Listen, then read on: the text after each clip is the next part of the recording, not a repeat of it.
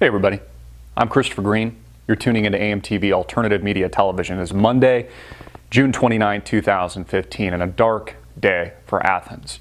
A dark day for Greece. Something I've been speaking to for over 5 years now. I've done dozens and dozens of videos on Greece, its inevitable collapse, its inevitable Grexit, and now officially, as was the case over the weekend, banks have been shut down in Greece. This is better known as a bank holiday, something we saw during the Great Depression in the 1930s.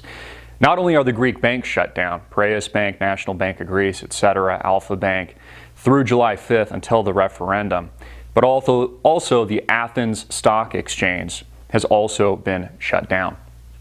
Again, this is a very dark day for Greece, and it is a very dark day for the Eurozone, for the ECB, for this 19-member state integration, which, let's take a look at the big picture here for a minute, has been a total and utter failure. Has totally and utterly failed. Give every single one of these European officials, Christine Lagarde, Mario Drag Queen, a big, fat, freaking F. It's been a total and utter collapse and a total and utter failure. Again, limiting the withdrawal amount on ATMs to 60 euros per day in Greece. Could you imagine that? I think that's the equivalent of around 68 US dollars. Could you imagine living on 68 US dollars a day? That being the limit that you could withdraw from your own money. Again, this just only illustrates the absolute ludicrous nature of the banking system itself, which again is a function of liquidity on any given day. They don't have the assets that they supposedly should have on deposit. This is all funny money. They lend for every dollar that you deposit into any bank, not just in Greece, but in the United States of America and or Europe, they lend $10 on that. So the bank essentially doesn't have your money, just like our currency is backed by nothing. The Federal Reserve prints money out of thin air. The whole system, the whole money system itself is an illusion. What people are failing to look at really is the big picture. You know, there's a lot of focus on this referendum, July 5th, of which Alexis Tsipras and the finance minister are going to allow, of Greece, are going to allow the Greek people vote on whether or not they stay in the euro with a yes vote and accept these gross austerity measures and a cut to their pensions, or they vote no. No being that they leave the euro and that more than likely they'll reinstitute their own currency in the name of the drachma. And that, of course, will also breed chaos in and of itself. You know, it's amazing to me that every single pundit on Wall Street, every single major pundit on CNBC got this wrong. I mean, again, I've been told for years now that I'm a fearmonger, suggesting that Greece was bankrupt and that they were going out of business, essentially, and that at some point there would be bank closures, bank runs, bank holidays, and the financial system itself would, in effect, collapse. And that's exactly what's happened today, Monday, really the equivalent of a Black Monday for Greece, June 29th, 2015. A very dark day for Greece and the people of Greece. But you know, on the positive side, I think it is pretty respectable and pretty awesome how the Greek people are handling this thus far. Everything has remained quite civil. We haven't seen the civil unrest that we've seen in years past around the 2008-2009 timeframe. We haven't seen those riots, at least yet. So we have a big vote coming up on July 5th, on Sunday, the day after our Independence Day, July 4th, on whether or not Greece should stay or exit the euro completely. Now, I would argue it would actually be a good thing if the people of Greece exited the Eurozone. Yes, there would be short-term pain. There would be very serious reforms. Things might get much worse. There could potentially be civil unrest in the streets. But that actually might be what Greece needs, to actually have real structural reforms, to actually address their excessive debt load. And again, create structural reforms that will actually turn Greece on the path to real economic growth. Again, part of the problem with this extend and pretend campaign, these successive bailouts into infinity, it never addresses how Greece is actually going to grow for real, how they're going to add fuel to the fire of the economic growth engine that makes up Greece.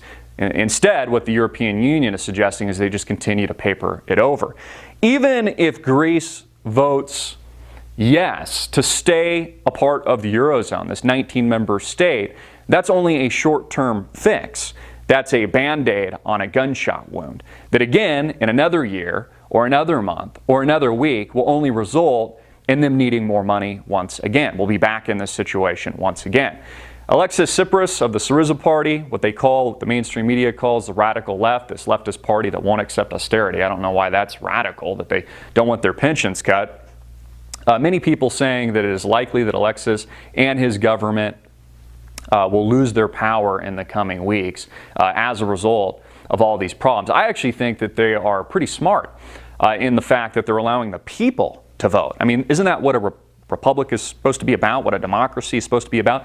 He's allowing the people to vote on a referendum whether or not they should stay or they should go from the Eurozone and the European Union. I think that's smart. That actually solidifies Alexis potentially staying in power in the Syriza party, actually helping Greece build out of the doldrums and help them to actually get on a path of sustainability and real economic growth.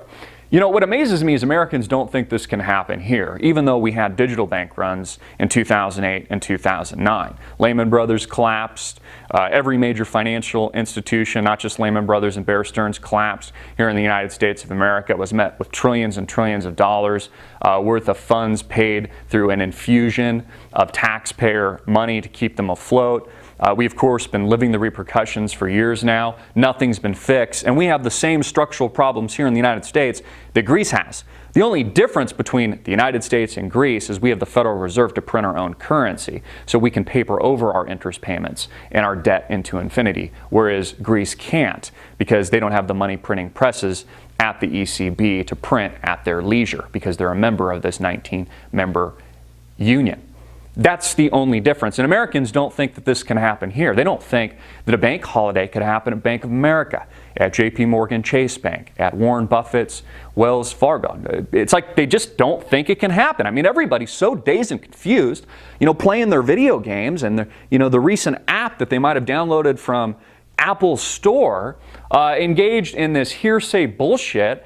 The debate on the Confederate flag and gay rights, which again isn't a coincidence that they blasted the Confederate flag debate, coupled that with the gay rights issue all in the same week. It really overshadowed, at least here in America, what's really going on in Europe right now, which is a total and utter collapse. Grecopolis, if you want to call it. People calling it a Grexcident. People calling it a Grexit. Again, this is the worst case scenario that, again, we've been talking about this channel for 5 years now. I have dozens and dozens of videos on specifically the topic of Greece. This is the worst case scenario actually manifesting itself in real life. We have a freaking bank holiday in Greece right now. The Athens Stock Exchange is shut down. This is in effect a bank run, a real live death spiral in the Eurozone and in Greece. And what's very concerning about this is nobody, including myself, knows the true repercussions of all this financial engineering, of all this funny money, all this papering over the debt, these 0% interest rates into infinity that have never had interest rates this prolonged for this amount of time ever in the history of the world. We've never seen what those repercussions are. These new financial asset bubbles where the Chinese stock market's crashing 7% in a single trading session, promoting the Bank of China to lower interest rates and cut interest rates once again to provide support and liquidity of their market. We have never seen and have no idea what the repercussions of all of this financial engineering and shenanigans, again, will bring.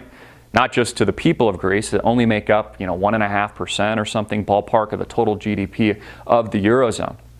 We have no idea the contagion effect of this, the risks to contagion. We have no idea the exposure of hedge funds here based in the United States that may have been heavily invested in Greek banks like Piraeus Bank or Alpha Bank or the National Bank of Greece. We have absolutely no friggin' idea. Again, we had warning signs in 2008 and 2009 with the collapse of Lehman Brothers and Bear Stearns. And it still took several weeks, several months for things to play out before the world was literally lit on fire. I couldn't help but joke with friends and family over the weekend that during this whole gay rights bullshit, shenanigans, the White House showing a gay rights flag, that Putin over in Russia must have just had a grin on his face and just was probably oiling his nukes, prepping for the next global war. I mean, our enemies The countries that hate us around the world are just loving this shit. They are just eating this shit up. It couldn't be better. You know, this politically correct society that we've created for ourselves in the United States really is our greatest weakness. So you know what? Today, Monday, June 29, 2015, hats off to the Greek people, the people of Greece. I think you're handling things very well. I know this is a very difficult time for you. I think it's important to recognize, and we need to ask ourselves the question, you know, what's the worst that can happen? I mean, we are already living, and the people of Greece are already living the worst case scenario. There's bank runs, there's bank holidays, the Athens stock market is closed, there's total upheaval politically within the government in relation to the ECB. What's the worst that can happen from here? I actually think, contrary to whatever a major pundit is saying now, that they're going to eventually realize how bad of a situation they're in, and they're going to vote yes to the austerity. I actually think the people of Greece are going to vote no.